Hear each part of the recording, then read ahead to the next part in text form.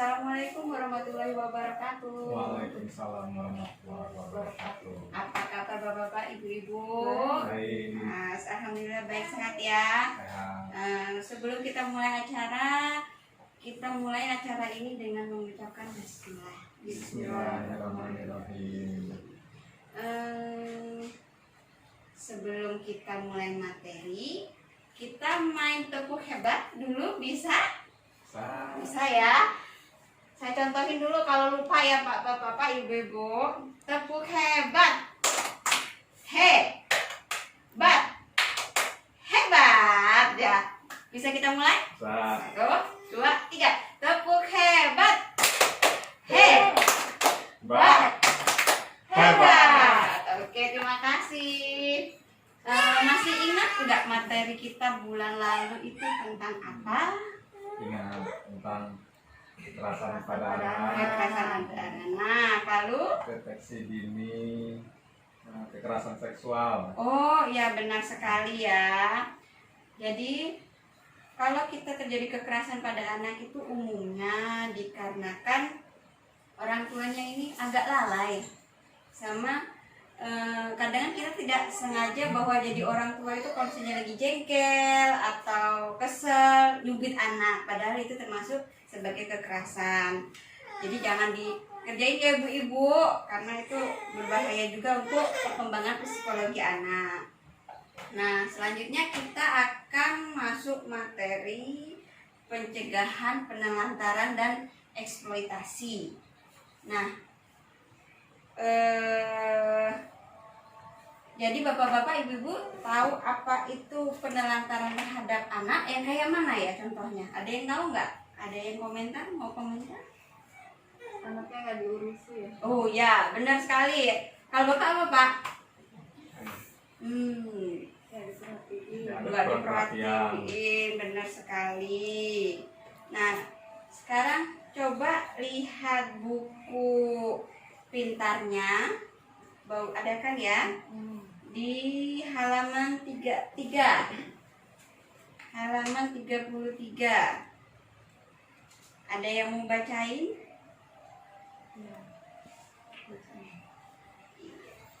Kisah Tasfirin, bocah 12 tahun yang harus menghidupi ketiga adiknya. Tasripin apa taspirin di situ ya? Tasrifin. Tasripin ya. Taspirin itu kayaknya obat ya Bu ya. Obat itu. Di sebuah dusun di desa Gunung Lurah, Kecamatan Cilongo, Banyumas, Jawa Tengah, Tasrifin 12 tahun harus mencari nafkah untuk menghidupi ketiga adiknya, Dandi 9 tahun, Trianti 7 tahun, dan Dario 5 tahun. Ayah mereka pergi bekerja di Kalimantan bersama kakak tertuanya, sementara ibunya meninggal akibat tertimbun longsor saat sedang mencari pasir 1 tahun lalu. Ketiga adiknya kini sangat mengandalkan Tasrifin yang setiap hari harus bekerja di sawah dengan mencangkul, membersihkan sisa padi, serta menanam padi bersama warga desa. Hampir setiap hari, Tasrifin mesti pergi ke sawah untuk mencari uang demi menghidupi ketiga adiknya. Kalau berangkat ke sawah jam 7 pagi dan pulangnya jam 12 siang. Kadang sehari dapat 30-40 ribu sehari. Itu beli beras dan sayur, sisanya untuk jajan adik. Jelas bocah yang telah putus sekolah itu. Pagi sebelum dia berangkat ke sawah, Tasrifin harus memasak nasi dan sayur untuk adik-adiknya. Selain memasak, dia juga harus mencuci pakaian, menyapu, serta memandikan adiknya. Tapi bukan hanya sekedar memandikan dan memberikan makan untuk adik-adiknya, dia pun bertanggung jawab terhadap akhlak adik-adiknya dengan mengajak adik-adiknya sholat dan mengaji di musola depan rumahnya. Jadi apa aja tuh pekerjaan dan tanggung jawab yang dilakukan sama Tasrifin untuk menghidupi adik-adiknya tadi? Mandiin, masakin, kerja juga ya, kerja ya. Jadi apa yang kerjanya di situ ya? di sawah. Di sawah ya, tukang cangkul ya, Bersih-bersih tanam. padi. Oke. Menurut bapak-bapak ibu-ibu, itu layak nggak sih untuk anak usia 12 tahun bekerja, nyari duit, hidupin adik-adiknya, ya masak segala macam, kira-kira sesuai enggak? Sebenarnya nggak sesuai. Nggak sesuai ya. Terus apa sih yang harus dilakukan bapaknya sebagai orang tua untuk tasrifin ini seharusnya? Harusnya bapaknya bekerja untuk Bekerjanya menghidupi. Harusnya bapaknya yang Di ngurusin daerah. ya. Iya. Bekerjanya di dekat rumah tinggal aja, jangan keluar daerah. Iya benar sekali. Jadi tasrifin ini adalah salah satu contoh kasus penelantaran ya bapak-bapak ibu-ibu. Sekarang coba kita lihat di buku pintar halaman 35. Pengertian penelantaran anak adalah tidak dilakukannya kewajiban dan tanggung jawab orang tua atau pengasuh dalam memenuhi kebutuhan dasar anak, baik fisik, psikis, rohani, maupun juga sosial.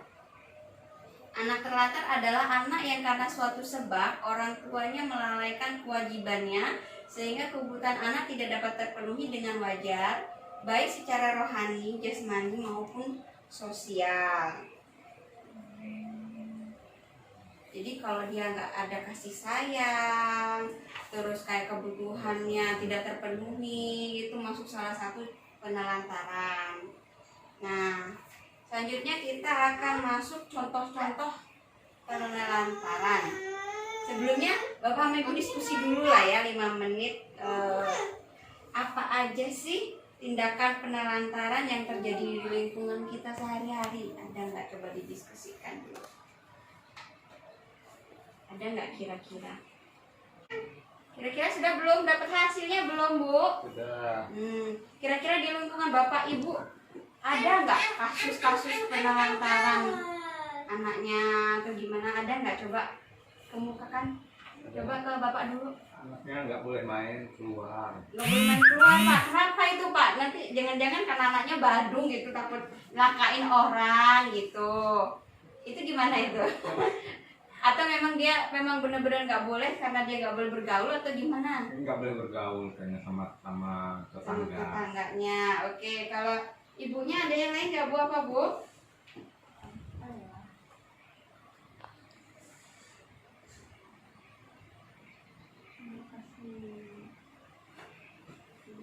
Belum ada ya? Belum ada. Coba kita lihat di buku pintar halaman 36. Di situ ada flipchartnya ya. Di situ ada contoh-contoh penelantaran. Yang pertama itu tidak memberikan makanan yang sehat, aman dan bergizi. Ada nggak kira-kira yang keluarganya gak dikasih makan gitu anaknya sampai kelaparan gitu? Gak ada ya, Bu ya? Gak ada ya. Alhamdulillah kayaknya lingkungan kita baik ya. Tidak diberikan tempat tinggal dan pakaian yang layak. Selanjutnya tidak pernah diberi waktu dan kesempatan untuk bermain, seperti contohnya Bapak tadi ya. Terus tidak diizinkan sekolah. Ada nggak anaknya yang nggak boleh sekolah tapi disuruh kerja, suruh nambang batu? Kita kan di sini deket tambang batu ya, Pak ya. Mungkin ada, mungkin ya, kita kurang tahu ya, Pak ya. Terus tidak melakukan imunisasi terhadap anak. Anaknya nggak diimunisasi. Tidak ke posyandu untuk menimbang berat dan ukur tinggi badan. Tidak dibawa berobat ke puskesmas atau layanan kesehatan lain ketika anaknya sakit, dibiarin aja.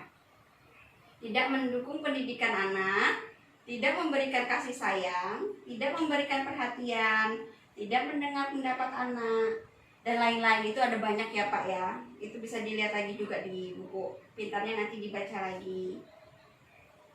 Nah, apa sih akibat penelantaran yang terjadi yang udah ada tadi di contohnya itu ya? Anaknya apa yang terjadi kalau udah kayak gitu, Bu? Oh, dikasih makan sehat, anaknya kurang gizi. Kurang gizi, benar Kalau sekali. sekolah, jadi putus sekolah. Iya, benar. Jadi itu ya, Bu ya, akibat penelantaran itu bisa dilihat di buku pintar halaman 37. Itu ada flipchartnya. Ada akibat penelantaran adalah satu tuh putus sekolah. Kalau putus sekolah nanti masa depannya suram ya, nggak ada lagi bisa kemampuan bekerja yang lebih baik, itu tidak ada. Terus kurang gizi, celaka atau luka atau sakit, digigit binatang berbisa karena nggak diurusin kan, kita nggak tahu dia kena apa. Sering ketakutan atau tidak berani, kemampuan berbahasa yang rendah, terus anak merasa tidak aman, susah bergaul, mengalami masalah penyesuaian diri pada masa yang akan datang dan lain-lain. Nah, di situ juga ada cara-cara pencegahan penelantaran ya tadi ya, di flipchart tadi. Ada yang mau bacain? Cara pencegah penelantaran. 1. Memenuhi kebutuhan dasar anak, kasih sayang, sandang, pangan, dan papan. Meluangkan waktu bersama anak, berbagi tugas dalam mengasuh anak, mendidik anak tentang apa yang boleh dan tidak boleh dilakukan, memperhatikan pergaulan anak, memperhatikan perkembangan anak, menitipkan anak anak keluarga atau kerabat yang dapat dipercaya pada saat orang tua tidak berada di rumah, menitipkan anak di tempat penitipan anak, mengkonsultasikan masalah keluarga dengan aparat setempat atau penyedia layanan, membawa anak ke tempat kerja jika ada fasilitas yang aman, konsultasi dengan pendamping PKH untuk membantu mencari solusi, dan lain-lain. Ya, jadi itu ya Pak ya, ada cara-caranya supaya kita nggak terjadi penelantaran. Jadi kalau ada penelantaran, lapor ya sama Pak RT, sama nanti di sini kan ada pegawai PKH-nya atau Pak Camat, supaya dia ditangani biar diurusin oleh negara. Saya rasa cukup ya. Ada pertanyaan nggak ada ya? Cukup ya. Saya akhiri. Sebelum kita akhiri, kita ucapkan dulu alhamdulillah, alhamdulillah. Jadi terima kasih untuk kehadirannya untuk hari ini di acara P2K2. Kita akan bertemu bulan depan. Wassalamualaikum warahmatullahi wabarakatuh. Waalaikumsalam warahmatullahi wabarakatuh.